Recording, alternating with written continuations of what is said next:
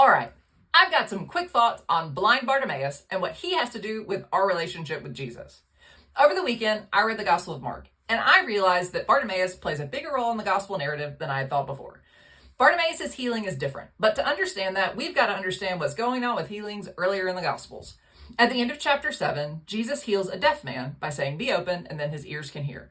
Then in chapter 8, there's this really interesting interaction that he has with his disciples, where we begin to realize that the healings in the Gospel of Mark aren't just about the physical healing, they're also about a spiritual reality.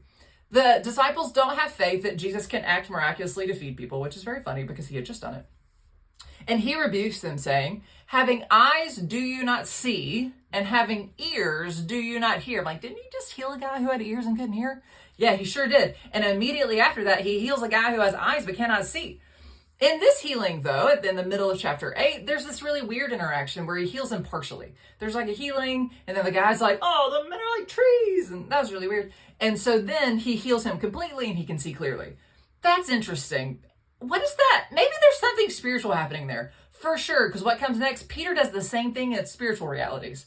Jesus asks him, "Who do you think that I am?" Peter says, "You're the Christ." Man, maybe he can see. Peter can kind of see. Except that immediately after that, Jesus talks about his death and resurrection, and Peter's like, "What if you didn't?" And Jesus is like, "You're an idiot." Not really. He says, "Get behind me, Satan," which is actually far worse than "you're an idiot," but that's how it played out. Must have been a real downer for Peter. Peter can't really see, but he can sort of see. Which brings us to blind Bartimaeus.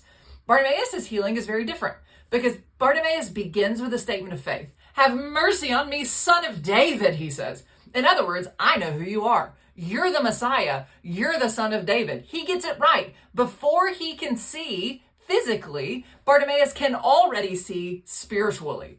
And Jesus responds to that. Jesus comes and he heals them, and he says this: "Your faith has made you well." Jesus did not say in the earlier healings.